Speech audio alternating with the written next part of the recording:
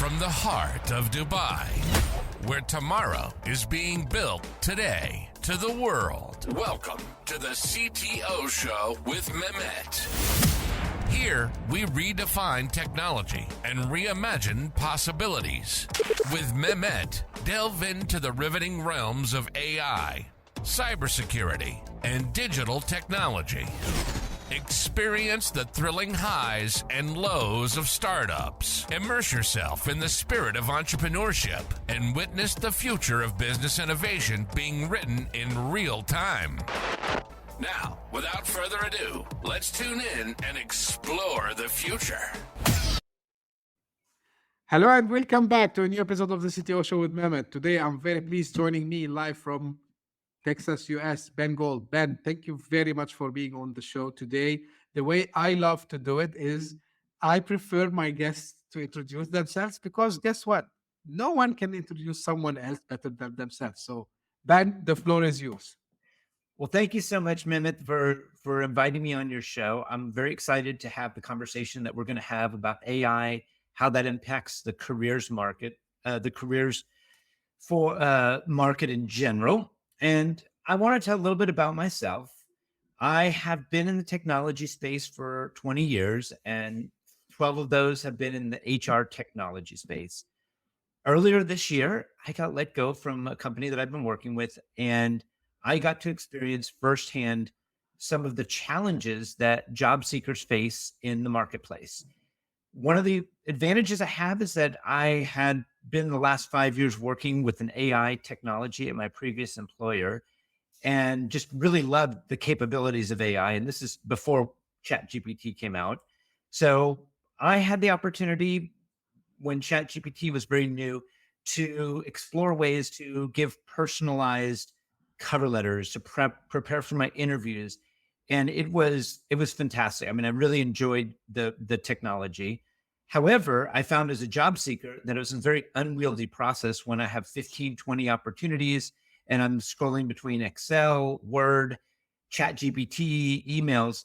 And I came up with an idea and I said, there's got to be a better way for job seekers to be able to organize their job search, but at the same time get personalized AI coaching. So I came up with my startup company, which is called Jobco, and there's a website, jobco.ai. Mm-hmm. And our team has built out a prototype of what this experience should be for the job seeker. Right now, there's nothing in the marketplace that truly takes the friction out of that experience. And I am currently in the process of working with different investors because we want to move it from the prototype stage to our MVP and to start getting revenue with it. So during this time period, I also decided to engage with the end users, that is career counselors, job seekers. And in doing multiple webinars and one-on-one coaching sessions, I realized that there is a really massive gap in the marketplace. And when I say that on one hand, you have roughly 50%, I'm going to say 50%, it could be 60, it could be 40 of people that have never heard of ChatGPT. Okay. Don't understand what generative AI is. So I went to some of these job fairs and I sat on one of them for 4 hours and ChatGPT was mentioned for 1 minute. Hey, if you need to write a cover letter, use that. And so for me, what I learn to teach a lot of the different students I work with is the idea of an AI first strategy, because generative AI is something that is absolutely going to change the landscape. It's changing the landscape. And there are a number of professions that are in danger of, that is that people that have multiple years of experience, have college degrees, and yet AI can perform some of the similar functions. And to not be aware of the capabilities of generative AI to me is that is very dangerous, because at some point you need to understand that both for finding the next job as well as keeping your job. And so that has been one of the things. I've been producing a lot of content, going on podcasts, building out other other newsletter, other piece of information, because I really want to reach as many of those people as possible to understand that, no, this is not the cute thing that your nephew is using. It is something that is so powerful and in some ways very dangerous. And it is something that you need to be aware of, because if you're not, one day you're going to be wondering why you can't, why you were let go, and why it's so difficult out there. Great, Ben, and thank you for this introduction, and great job you're doing. So let's start, because you mentioned it multiple times, and you mentioned that a lot of people, they don't know even what it is. So let's start with AI, and of course, like ChatGPT. So if you want to do kind of an iBird, right, and Yeah.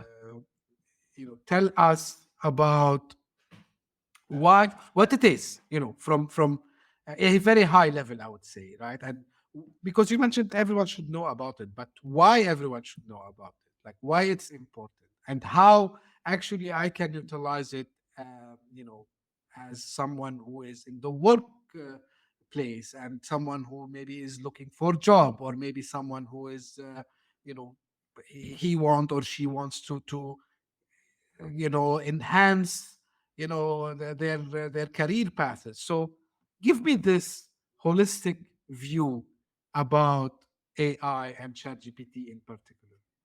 Perfect. Well, so and this will be apologies for your more sophisticated guests. So give me the 3-minute, do the 3-minute overview, and then we will get into the more details. Think of AI is something that has been around for decades. So we've had Google search, the Amazon recommending products, Netflix recommending the next movie. These are examples of large corporations. They've leveraged AI to sell us lots more stuff. However, generative AI is a new flavor. This was released about a year ago with ChatGPT, is a different form of that. I like to think of it in a positive way. It's a democratization of AI, because now people can understand how and use it. Now, the difference between generative AI and the traditional AI is that generative AI is based on what's called an LLM, a large language model. And if you take, for example, the paid version of ChatGPT, they use over 1 trillion data points. And these trillion data points allow it to predict the next word. So if I say, for example, yesterday, love was such, it would be able to predict an easy game to play and give a whole thing about the Beatles, because it has such a wealth of information. Now, that is the other element to understand as we talk about how to, when we're talking on a level of how do I interact with that, how do I become effective? The first thing is, and I know this sounds elementary, but in a lot of conversations, is if you don't have a subscription to ChatGPT, go into Google, press pause on this podcast, go into Google and sign up. Very easy to do and get a free account. If you are using it on a regular basis, definitely the paid version has a number of enhancements or ways that you can get better output. To understand the other element, now, before I go, really, I try not to get too much into technical, but there is a concept of input and output. And within the input, it's really important to understand a prompt and contextual data. A prompt is a command. That is, what do you want it to do? And the contextual data is information that the AI does not know. For example, the AI does not know who Ben Gold is. It doesn't know what my aspirations are, whether that's from a career point of view, personal point of view. So when you combine a prompt with data, and an example would be if I want to write a cover letter, I say, you're a career counselor, write me a concise cover letter, give it and talk about maybe the 2 main points, but then I put my resume and a job description next to it. That's the contextual data. That's something the AI doesn't have. You put that together and you learn how to do this, then the output is amazing and scary, especially for people who've never seen it before. So I'll do some webinars where there'll be people on the call, And when I press the return button, there's gasps. The first time somebody sees the output of a well-defined prompt and contextual data, and then suddenly they realize, oh my gosh. Wow. So that's an example there. I can also tell you that, and this is a funny story. So as I mentioned, I go between these different worlds. So like about a week and a half ago, I was at a event for podcasters, and it was fascinating to see the tools being used, Cast Magic, and there's all these different ones where the AI is basically able, and again, if you think of that profession of you're a content creator, of all these AI tools that can help save you hours of time in taking the event, to summarize it, put it in social media. It's an example. And it was actually really almost dizzying for me because was not aware of all the tools. But then 3 days later, my daughter was having a tutor, her math tutor, come. And I joked to the math tutor, I said, I'm Dad GPT. And she says to me, GPT? And I said, have you never seen Chat GPT before? She said, no. So I said, give me your problem. So I put a math problem on there. And she looked at it and said to me, okay, I'm retiring in 3 years. Am I going to make it? That was her question. Am I gonna? Can I survive 3 more years with this kind of technology? Because obviously she had no interest in like learning it. And I told her, I said, I think you're okay for 3 years. I said, in 10 years, probably not. And so that is the other example. And then you take last week, ChatGPT had this absolutely amazing new innovation of being able to take a picture, and from that picture, you can ascertain so many things. And I've been playing with it, and it just blows my mind that every time I see one of these, I think on one hand, wow, it makes life easier. Things get more efficient. But then I also think of people that are paid to do the kind of jobs like that. For example, if I were to be somebody who lists on eBay, you can now just take a picture of an object and say, describe this for eBay, and boom. And again, my parents come from that. They've been in the collectible business for many years. And I joked with my father, I'm like, hey, if we had this 20 years ago, we would have just taken a picture and send off, as opposed to spending 20, 30 minutes per item. It's really fascinating, when you are talking, of course, like, although I am in tech, sometimes, like it's a leap, right? It's a giant leap, what we've seen in the past 1 year almost now since this comes out. But the question that comes, and you talked about it and you touch on it, Ben, the impact on the job market, right? So you said the tutor asked, like, is it 3 years, 10 years? How do you see, the landscape of jobs would be looking like? So what kind of jobs actually we're gonna be doing, Ben? I always ask every guest who, when we talk about AI, what are we going to be doing? And there are so many different versions. So I'll give you kind of the utopian and the dystopian parts. Okay. Utopian is when people are saying, hey, we've got that if you look at history, when the internet was created, people said, oh, there's going to be people let go of jobs because of this new innovation. When computers came, people would be let go. When manufacturing moved to China or overseas, and during these dislocations in history, we were able to make adjustments, to move more into a service economy, to develop technologies. So there are a number of people who've always said that there's innovations or changes, typically the United States, I think of our economy, is able to adjust.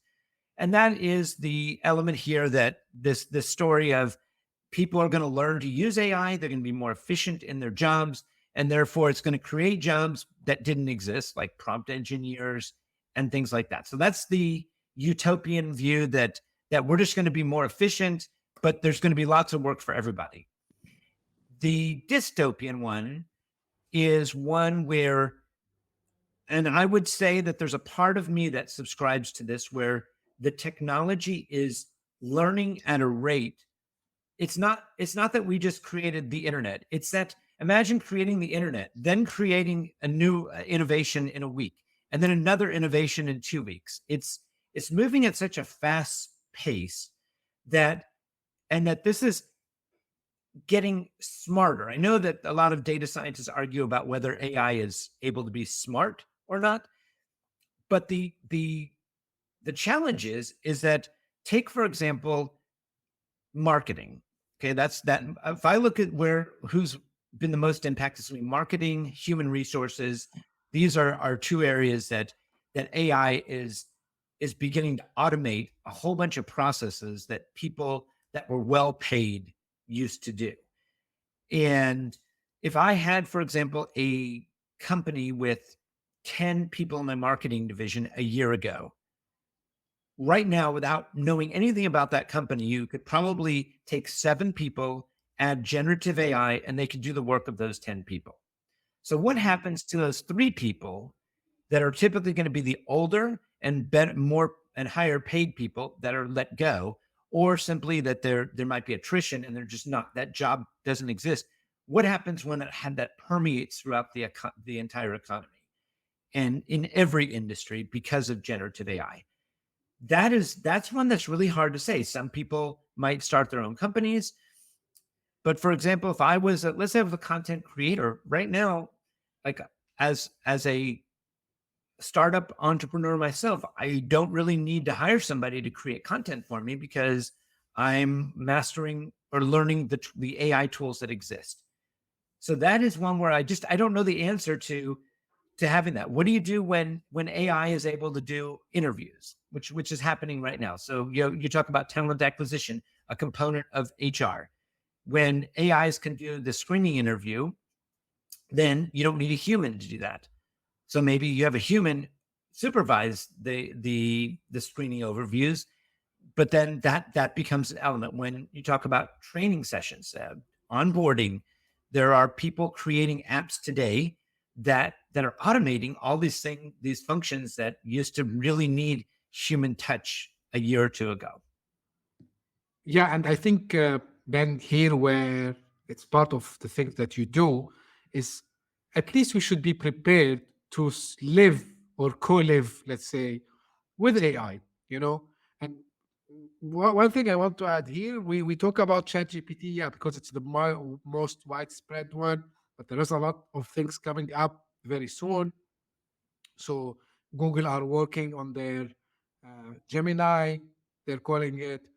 We have Cloud from Anthropic, and I don't have access to it, unfortunately, here where I live, but yeah, people who tested it, they told me, this is the funniest expression or sentence I ever heard.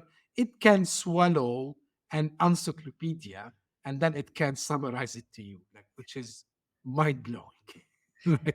So I'm going to say there's 2 elements here, okay, and so I'll address the first one being some recommendations to job seekers, and the second one is about other large language models. Mm-hmm. Both of them are fascinating conversations. So I wanted to just say that, from a practical point of view, what I recommend to people that are either unemployed or they're exploring other careers, or they just want to do better in their career, is to have an AI first strategy. What that means is put AI at the beginning. Ask, number one, subscribe to newsletters, be aware of all the different innovations, because it's mind boggling. It's a full-time job just to keep track of all the innovations. But if you narrow it to your industry, the tools that are done, this will help you both get a job and keep the job. Because that is the other thing, is that when you are applying and there's a competitive landscape, one of the questions is going to be, are you familiar with ChatGPT or generative AI? And the answer has to be, not only am I familiar with it, I embrace it. And here are the other 5 tools that I think you should use when you hire me that would make your company more efficient. Now, on the second part here, Mehmet, it's so funny you mentioned Claude. So at this event, this podcaster event, someone had mentioned that she uses Claude to take her transcript and summarize the podcast transcript, and then it's able to take that. And ChatGPT, that has this token limitation is actually really annoying, both in terms of the product I'm building, because it has this think of the tokens as memory. And Right. the paid version of ChatGPT is 8,000 tokens. 1,000 tokens is about 750 words. So you're talking to ChatGPT. You say, "Here's my resume. Here's the job description, and here's the social media profile of the person that's interviewing me." And you ask it to do something, and it gives you this fantastic response. But you start asking it more, and then it suddenly forgets what happened at the beginning, and it starts giving you Right. generic output. I tried Claude, okay, because I wrote a book. That's something called "Find Your Next Job with ChatGPT," and just for fun, I uploaded the entire book and I said, "Summarize this for me." And in about 30 seconds, Claude was able to give me the breakdown. And I said, "This is the very first time that I've seen a true competitor or threat to ChatGPT." And then the next day, we found out that Amazon is investing $4 billion in Anthropic, the maker of Claude. And so this is letting us know that ChatGPT might be the front runner, but there's this competition for the large language model is far from over. There's going to be innovations. However, we now come up with some ethical elements, because the fact that it can be done, does that mean we necessarily want certain things to be done? Mm-hmm. So that's the question, is that yes, there is this massive competition. But take, for example, this new technology that we talked about where ChatGPT can take a picture and it gives you the Right. analysis. So for fun, I took a picture of a baseball card and I said, "Give me grade this card for me as if you were going to list it on eBay." And I was just absolutely shocked at the level of detail that it was able to do from a pretty average photo. Now imagine a technology that doesn't have guardrails, ethical guardrails, which is eventually going to come up, because there's going to be some bad actor that's going to create a large language model. Maybe you have somebody that takes a social media picture of someone from their bedroom or their bathroom that, we post different pictures, and it does an AI analysis to potentially read what kind of medication somebody's taking, to glean some sort of personal elements that are very invasive of privacy. So this technology, as it's being evolved, I'm asking the question, well, what if a person with bad intentions gets a hold of it?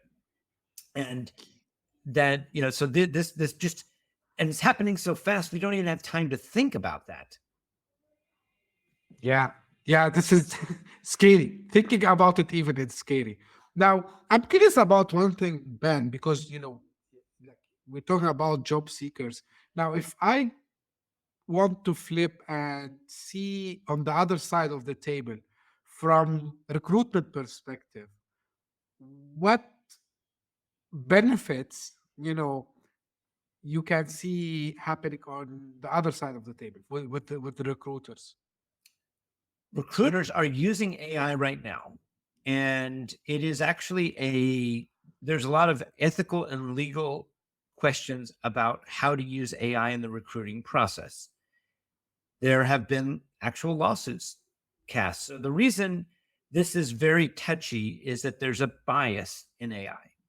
So take, for example, a woman who maybe took 2 or 3 years off to raise her child. The AI might have a bias against people that have gaps in their resume, and that might be something that dings. So there might be something that the AI is using in the calculations that might create either a racist or sexist or some sort of bias in the evaluation of the candidates that are there.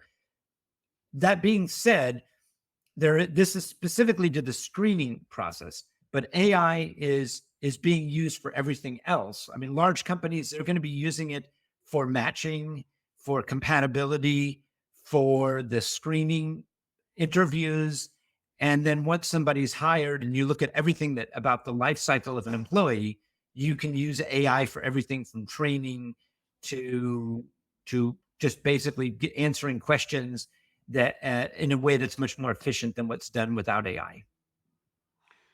I've talked to some, people in the HR tech field, and they mentioned the same thing. But now, funny enough, and this is I want, and it's like a little bit kind of controversial question, if you want, or maybe it's a weird question. So here's the thing: as a job seeker, I'm using AI.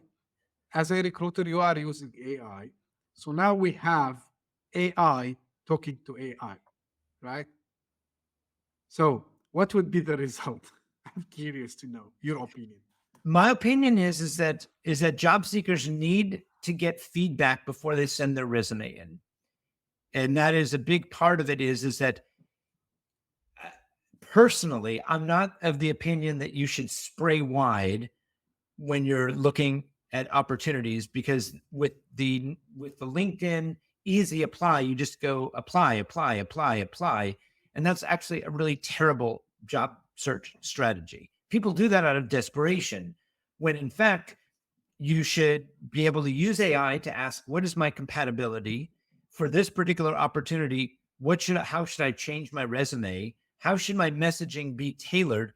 And out of 20 opportunities, maybe really 5 of them are really good ones. And let's use AI to identify those, and then for you to present your best foot forward. That is my recommended use. However, job seekers are at a big disadvantage, because if a job seeker doesn't have a tool, and that's part of the problem I'm looking to solve with my company, is to give them a tool so that AI can talk to AI. And a company, and if you're a good fit for a company, and the problem is you don't know how to express it in a way that can be consumed by an applicant tracking system or by the AI that a company's using, then it's a missed opportunity, because you might have been the best person for this role, but you didn't express it. So somebody else who expressed it better got the role. So I think here, Ben, and because you touched base a little bit about it a couple of minutes back, how good is your input to the AI, right? Which is the prompt. So the better the prompt, the better result you will get out, right? Yes. Mm-hmm. So this is why, when people comes and say, hey, like, yeah, let's do this with ChatGPT or whatever other tools or LLM they are using, I say, I have a warning for them. I said, look, the tool is available, but if you give it, and not very perfectly prepared prompt, you might not get the perfect output from the model, because you need to trigger the model in a way that it can give you the best output there. So this is very important, I believe. And yeah, like on the point that you mentioned, I 100% agree with you there. Now, like, we're talking about, more or less hiring and, careers and, but I want to, from you, what you are seeing, and you mentioned like some use cases regarding, taking pictures and so on. So what other, I would say, areas, or let's say industries, you see like generative AI is transforming, and how exciting that it could be? Okay, so let me touch upon 2 elements. Okay, the first Sure. this is one of the things that a lot of people have said is, I tried Chat GPT. Mhm. Maybe they logged in, they got a free account, and then they said, write me a cover letter, and it came out really junky because they didn't know how to do a prompt. Or they said, I want to travel to Costa Rica, and they didn't find the output particularly exciting. And again, that is really important, is to make sure that you read the right resources about how to put the right prompts for whatever it is you're trying to do. It's an art form and a science, kind of a combined element there, but there's a lot of resources out there. On the second one, if I understand the question correctly, you're saying what are other industries that are Yeah, impacted? Is that yeah, yeah. so? I think first and foremost, and I mentioned to you, there's really industries and roles. So, like an industry is you think of something like finance, healthcare, technology, and then roles are things like programming, marketing, or content creation, sales. And the irony is that AI is transforming both the industries themselves and the roles of people that are supporting the industries. And so it's almost like a magnifying effect. And it goes, it's something that's really hard to say, like the priority. Like I think of HR and marketing first, but you can also say programming. Like I'm not a programmer, but I work with programmers through my career, and my understanding is that AI can now program to a certain degree, or can there's ways to use generative AI to create code. Hmm. And think about it, that it's only going to get smarter. So maybe right now it generates some basic code, but there is this moment where it can maybe program itself. That's kind of your dystopian element, but it's exciting, but it's also a little bit scary because I've always thought of a coder as the safest job out there, and yet there is this technology that can replicate some elements of that. Uh, I would say the future will show us. And when I say the future, and I repeated this multiple times, before, when I was asking someone, like, what are the trends you are expecting to happen in the next, I would say, 5 years? Now I'm asking in the coming months because the technology is moving at a very fast pace. And, I'm not saying it's not predictable, but I mean, changes are happening very fast. And I think here, the role of like what you are doing with jobco.ai yourself, Ben, is to prepare people not only for using the AI, for fast changes. And I want to also hear from you about, you know, the adaptability, how fast I can adopt to this change, why it's important, because you do these things, I believe, in your webinars and coaching. I want also to share your experience with the audience about being able to adapt to change fast, Well, especially in the age of AI. well, let me ask you a question, Mehmet, because I'm just very curious here. As a Sure. podcaster, could you share with me the tool? I'm just curious here because this is something. What are the tools that you use? And if you were to compare your job a year ago to today about with generative AI, have you been able to incorporate something in what you do to make you more efficient and more effective? Oh, on daily basis, I use AI tools. Like I would not be able to sustain ourselves without AI. And yeah, I can share the tools. So I use Descript, which has a lot of AI in it to do the transcription for me. It does something, it's not generative AI, but actually it does a lot of work on detecting, for example, if we went silent for more than 5 seconds, for example, it can show me like when this happened. I have another tool that exactly what you mentioned also a couple of minutes back. It can take the whole recording, transcript it, and then show me, the summary of the episode. It suggests for me even titles. It's called podium.page. So I use Okay. this tool. I use ChatGPT sometimes also to brainstorm, some topics. Like, and what I did recently, because ChatGPT, if you are on the plus, you get the access to what they call it data analysis. So I uploaded the statistics of my podcast, and I said, okay, based on these statistics, tell me what is resonating with my audience. And then ChatGPT told me, okay, it looks like these topics, they have like better acceptance from the audience. So What else I use? So yeah, and I use some automation tools, which is also I put chat GPT. So because I like, doing the, what do you call it? Like the geeky stuff. So sometimes I take, some data and I feed it into the API of ChatGPT, right? And then I automate it to create for me social media posts, suggest, for example, if this episode, this is, I missed as well. Based on, now I have some history. So ChatGPT tells me, for example, just an example, the topic of AI looks like it resonates if you broadcast this episode on a Monday rather than a Thursday. And the Wow. last tool I use, and I don't use it on daily basis. I use it, when I do the weekend because I don't have episodes on the weekend.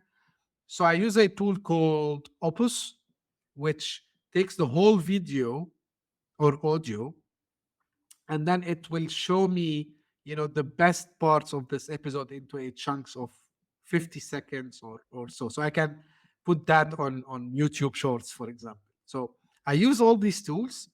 Yeah, and of course, like I automated a lot of things. So when I get, for example, the meeting request, this, goes automatically if the bio is there, or I can do like a tweak. I can find the email, for example, from Ben, and then I find, you know, uh, the bio of Ben. I put it in that form, and then it will go and it will generate for me some brainstormed questions to ask Ben.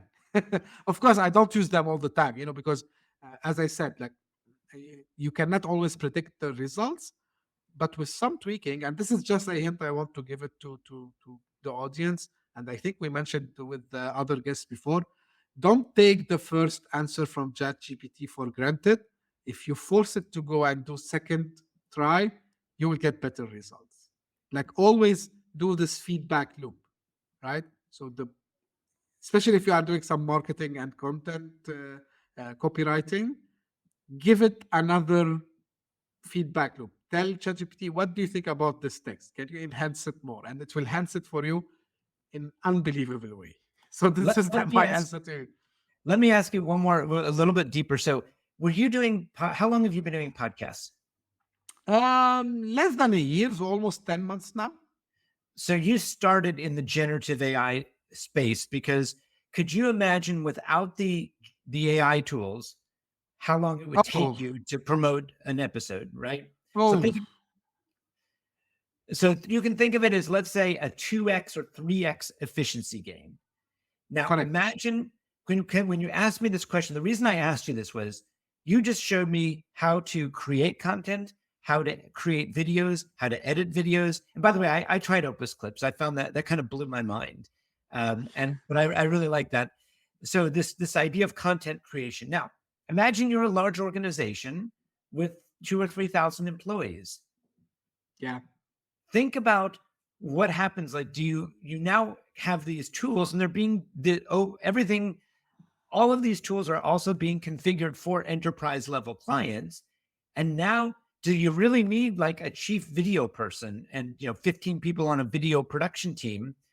Maybe one person who really knows how to use AI, and you can get the work done of 3 or 4 people. That's, so when you're talking about how AI, it permeates specific industries, because now you have AI that's for legal, AI for medical, AI for finance, that's specific to that industry. But then within it, the tasks are impacting certain roles. What is perhaps the scariest to me is these chatbots that now are eliminating customer service or reducing the need for customer service. So you start with a simple, I'm on a website and it says, hey, I noticed that you're about to buy something from us. Do you have any questions? And I know I'm talking to an AI bot. There's not a human that has time to figure that out. But they're creating these bots, these capabilities of being able to, when you call, have somebody answer, and you think you're talking to a human, but you're talking to an AI bot that is using generative AI to respond to you. Now, imagine the situation when you have a technology where you can do an outbound sales call. Yeah. Imagine a bot. Again, this is the part where you get into this. Imagine a bot that could look at the Salesforce data of a prospect, be able to cross-reference their social media, their LinkedIn profile, and cross-reference in seconds any news, and be able to place a phone call and say, "Hey, Joe, I noticed that you're in charge of your SEO, uh, strategy at ABC company. I've been looking at your web traffic. It looks like it's down 20% over the last month. Would you be interested in a conversation to show how we can help you improve your traffic?" Something like that, that it's super personalized, and you don't know that and it's something that a human would take a lot longer to research. Those are the kinds of tools being created. Now, does that exist today? I don't know, but I know that I've had several people tell me that those kinds of tools are being developed. And the scary scenario to me is, when is the day when a AI bot sells to another AI bot that Oh, receives information and has authority to buy, and you have a robot talking to a robot and an actual cash transaction that takes place? wow. This is maybe the third time I repeat, because but this time you used the same sentence. I posted an article in 2016 on LinkedIn. Okay. The title was, "Are we going to see the bot versus bot sales?" And because at that time, there was no chat GPT, but I was reading a lot about, the AI, machine learning. And then, it was just a innocent question. Like, what if one day we have I didn't call it a bot, I call it a robot at that time. I Yeah. said, what if, and my idea was how you should differentiate your story, you know? And I said, because if you are a human talking to a robot, how are you going to convince a robot? And then I said, let's take it one step further. What if it's a robot talking to a robot? What they're going to do? And it was, of course, like, it's a theoretical question. We never know. And in my opinion, like, we might not reach to, because still you need the human. This is my own belief. We always need the human to trigger something, right? So the trigger needs to come from us, because AI, and it doesn't work without input. Uh, You need to feed it something so it can give you an output. Of course, we can go hours and hours. It's like a philosophical question. Would AI have Absolutely. consciousness? In my opinion, no. Okay, or at least I cannot see it in my lifetime. Maybe, never say never. But again, because the way computers work, you need to give it an input. This is all programming languages, ABC.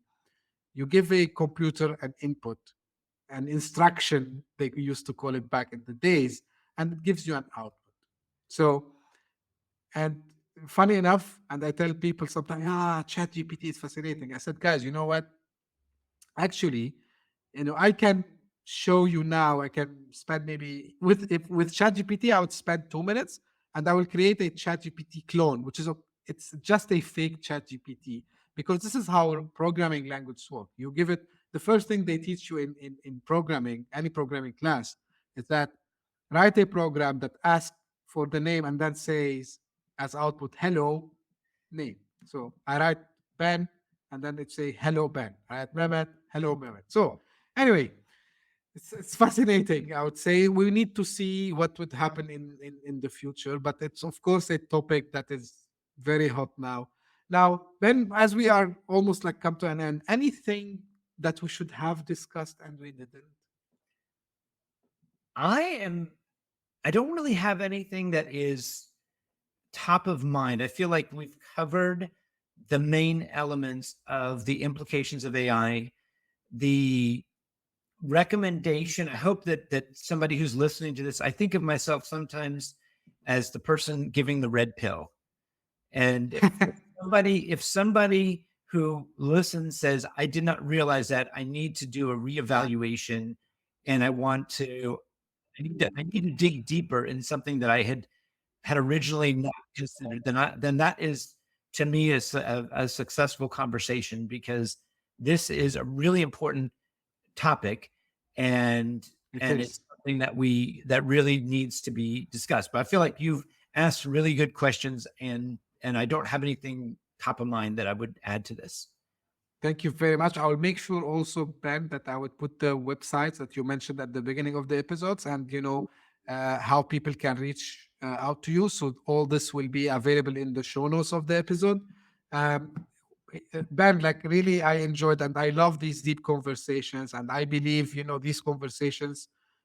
To your point, uh, I hope it will ignite someone, to do something. Maybe it will let them come up with new ideas. Maybe it will trigger them to, hey, these guys are talking about something. I should dig deep more and understand it more, because it seems like it's the future. So I hope this will ignite, the passion for people to learn more, to know more about not only AI, about the emerging techs that are happening around us. Because guys, I think we reach a place where things are moving fast. So you need to be learning fast as well. So learn fast, or you'll be out of the market. Like, this is what I believe.